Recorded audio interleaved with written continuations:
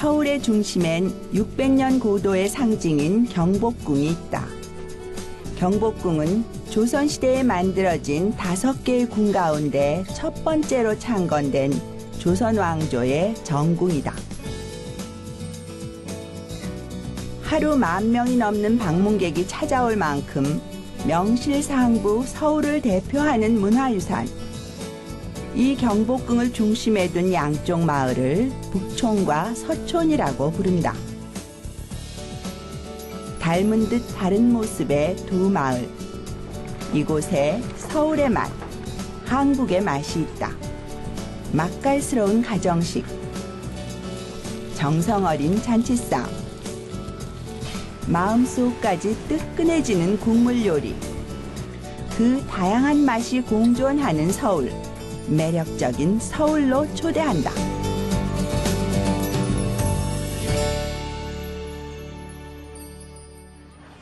경복궁의 북쪽 동네, 종로의 북쪽 방면이라는 의미를 가진 북촌. 북촌은 서울 여행자들에게 빼놓을 수 없는 필수 방문 코스가 되었다. 서울의 중심이면서도 오히려 서울 같지 않은 풍경으로 사랑받는 곳이다. 시간을 거꾸로 돌린 듯한 풍경을 그려내는 마을. 북촌의 한옥마을은 600년 서울의 역사를 상징하는 장소이기도 하다. 옛 사대부들의 거주지답게 지금도 옛 모습을 간직한 800여 채의 한옥이 남아있다. 이곳에서 100년 세월을 간직한 한 기와집을 만났다. 바로 북촌의 첫 번째 맛이 있는 곳이다. 서울을 소개하는 관광책자에 빠지지 않는 이 집의 주 메뉴는 뜨끈한 한우 설렁탕. 그런데 이 유명한 설렁탕집의 주방장은 뜻밖의 양식 전공자라고. 원래 양식 전공은 이태리고요. 이태리를 한 20년 이상 했는데 이제 어떤 한국의 그 맛을 좀 찾기 위해서 지금 설렁탕을 오픈했고요. 그 다음에 칼국수도 하고 이제 또 새로운 한식을 이렇게 준비하고 있습니다. 이곳에서는 한우뼈를 사용하는데 불순물을 제거하기 위해 한 번 삶은 물은 버린 다음 깨끗이 씻어 본격적으로 센 불에서 끓인다. 육수가 펄펄 끓으면 중간 불로 줄여 다시 13시간 동안 푹 고아 육수를 체에 거른다. 이 과정을 3번 반복하는데 지나치게 오래 끓이면 소뼈에서 인 성분이 나와 칼슘 흡수를 방해한다. 오랜 시간 끓인 육수는 그 빛깔부터 아주 진하다. 첫 번째, 두 번째, 세 번째 끓인 것을 다 이렇게 모아서 같이 섞어주는 거죠. 섞으면 항상 맛이 일정하게 나오죠. 그게 아니면 처음에 볶고 처음에 끓여온 것만 떠서 팔으면 첫 번째, 두 번째 맛이 다 틀리기 때문에 손님이 느끼는 그 맛은 이게 기복이 좀 있을 수 있거든요. 그래서 3번을 섞어주면 맛이 항상 거의 일정합니다. 쫄깃한 소면과 부드러운 양지 수육, 여기에 정성 가득한 진한 국물을 더해 파를 올려주면 더할 것도 뺄 것도 없는 구수한 정통 설렁탕 한 그릇이 완성된다. 또 하나의 인기 메뉴 보쌈. 하지만 이곳의 보쌈은 조리 방법이 특이하다. 제가 이제 양식을 전공했기 때문에 그 보쌈도 이제 약간 우리가 스테이크 굽듯이 표면을 충분히 갈색을 내서 삶으면 나중에 컬러가 정말 먹음직스러운 컬러가 납니다. 그리고 약간 스모크 향 같은 것도 좀 있고요. 설렁탕은 정통 방법을 고수하지만 보쌈은 요리사만의 특별한 비법이 있다. 당귀, 엄나무, 오미자 등 몸에 좋은 약재를 달인 물에 살짝 구운 고기를 넣고 삶는다. 보쌈 고기를 삶는 동안 한약방에 온 듯 은은한 약재 향기가 퍼진다. 오미자가 들어가면 오미자의 그 맛이 강하진 않고요. 전체적인 그 맛이 이렇게 어우러져서 우리가 그냥 이렇게 냄새를 맡았을 때, 한약 냄새야 하는 그 정도 향이 나죠. 먹음직스러운 빛깔로 식욕을 자극하고 은은한 약재의 향이 건강한 느낌까지 주는 특별한 보쌈. 보쌈은 끝까지 따뜻하고 맛있게 먹을 수 있도록 온기가 있는 돌판에 올려 손님상에 낸다. 속배추, 노란 배추를 좀 많이 쓰는 편이에요. 이게 부드럽기 때문에. 너무 작지 않게. 천일염을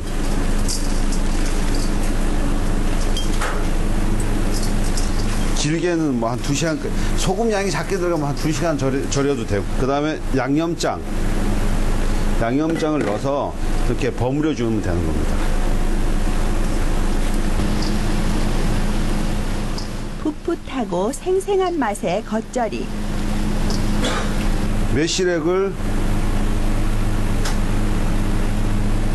이렇게 부어서 마지막에 딱 이렇게 다시 한번 버무려 주면 아주 감칠맛 나는 겉절이가 완성됩니다.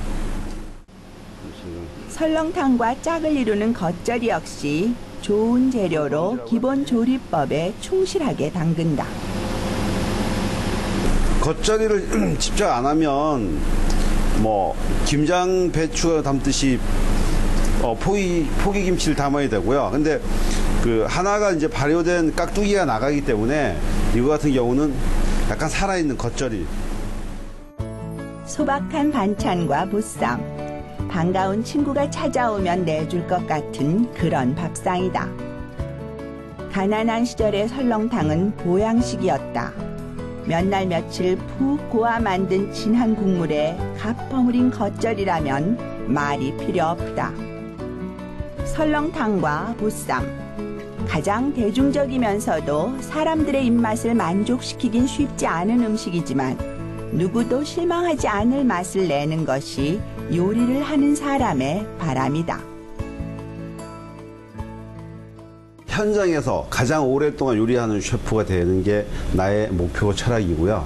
그 다음에 이제 오너 셰프로서 진짜 대한민국의 오너 셰프들이 뿌리를 딱 내릴 수 있는 그런 어떤 디딤돌 역할을 해주는 게 목표입니다. 북촌에선 북촌의 풍경과 잘 어울리는 한국적인 메뉴들이 특히 사랑받는다. 두 번째 한국의 맛.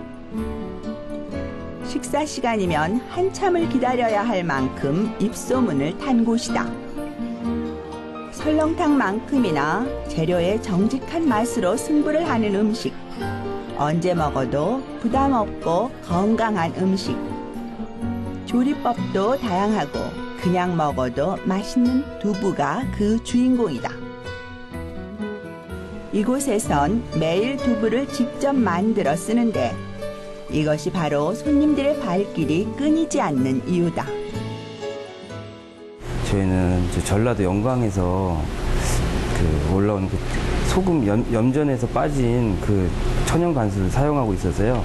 아무래도 화학 간수보다는 몸에도 좋고 맛도 좋다고 생각하고 있습니다.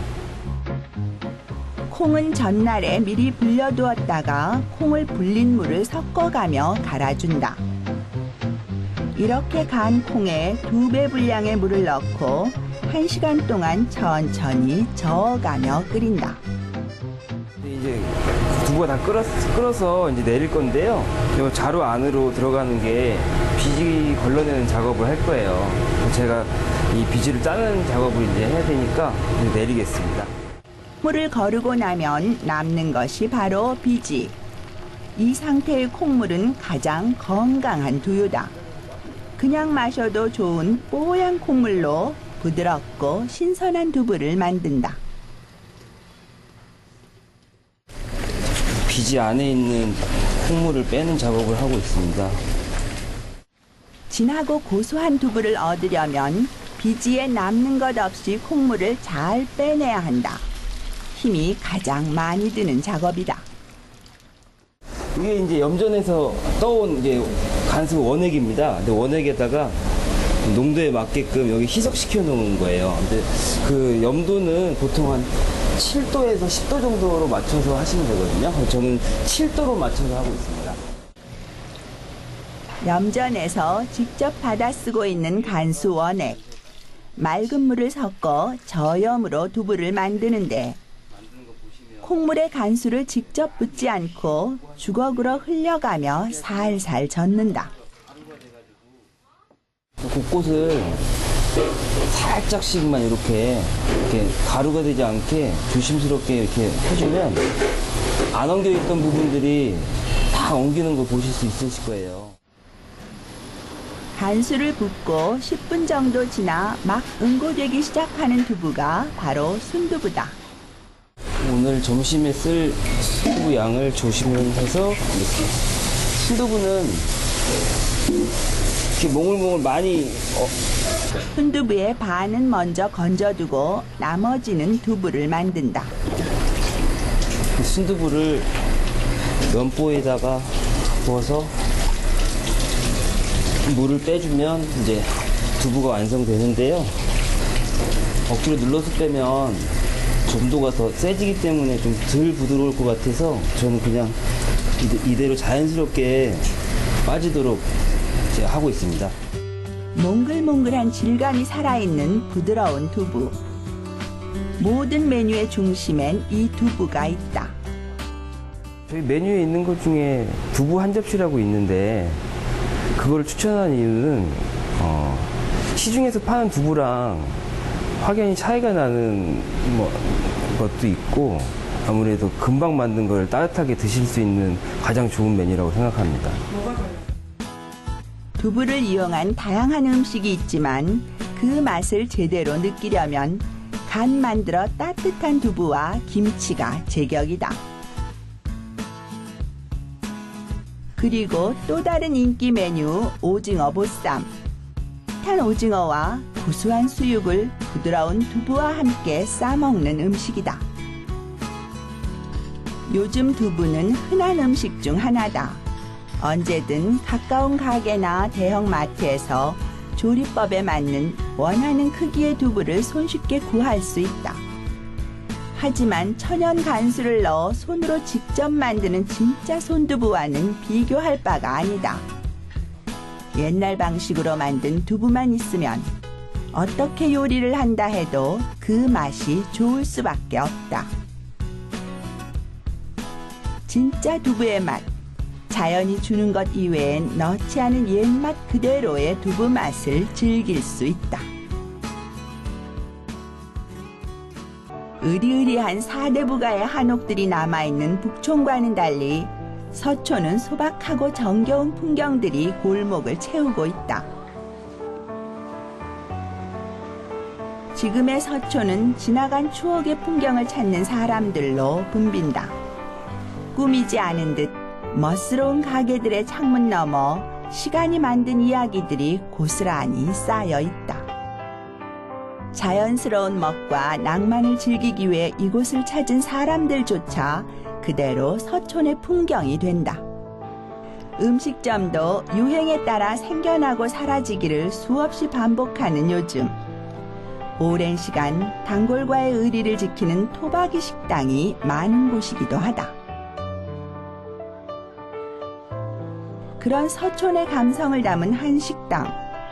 식당 안 곳곳에 주인장의 세심함이 엿보이는 예쁜 인테리어가 눈길을 끈다.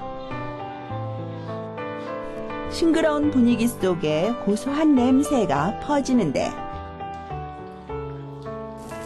고소한 유혹의 정체는 막걸리 한 잔이 절로 들어가는 각양각색의 화려한 전.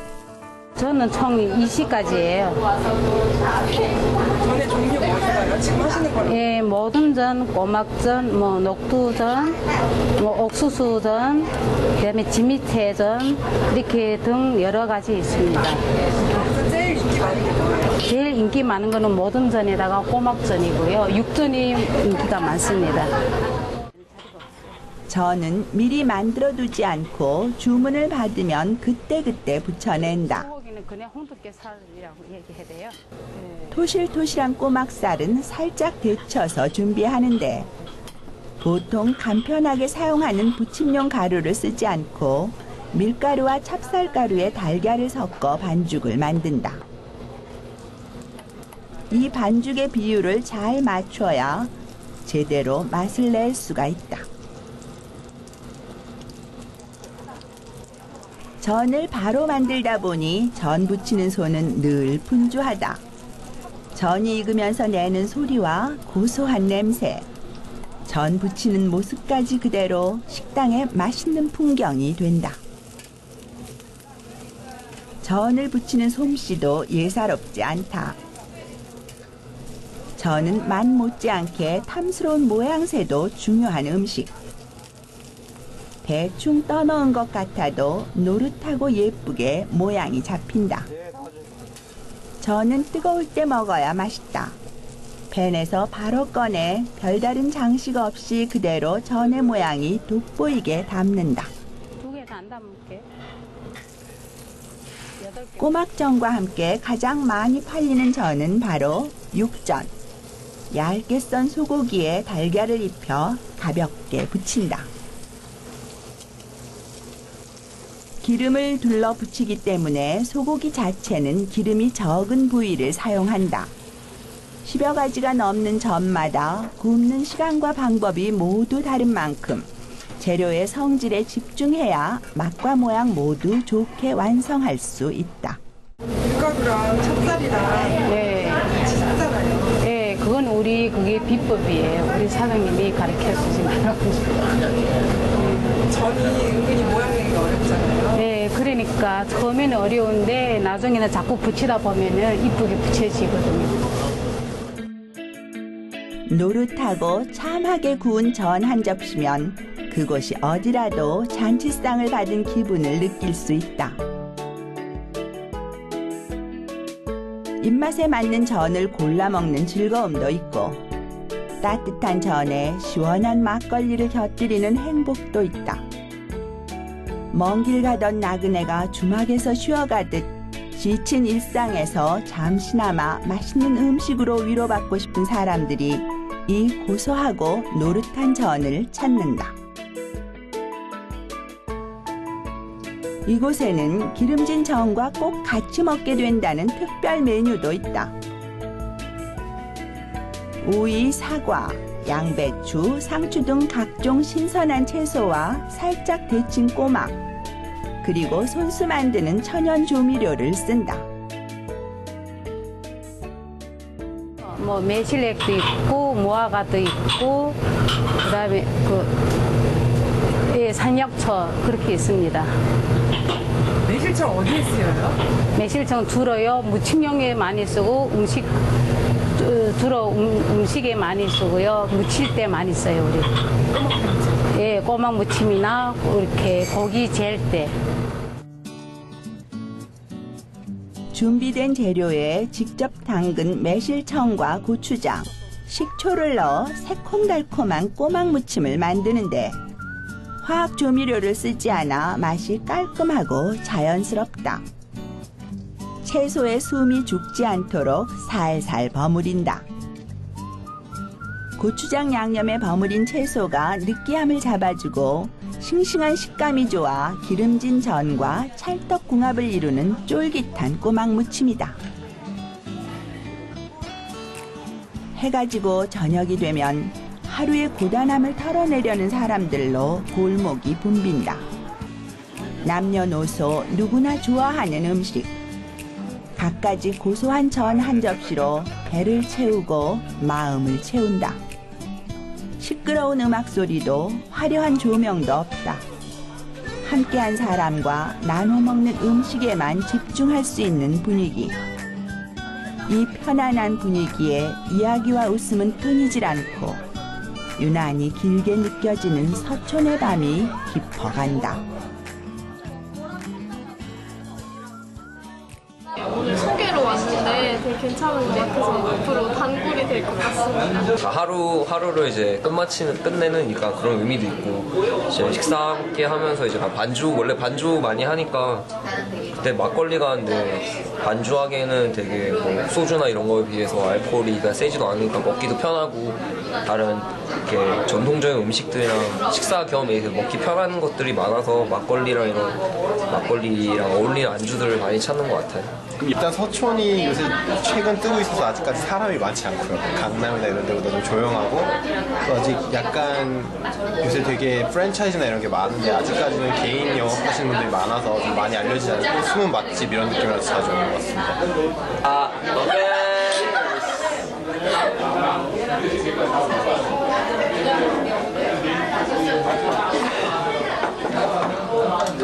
딱 소리가 잘 나는 거 같죠.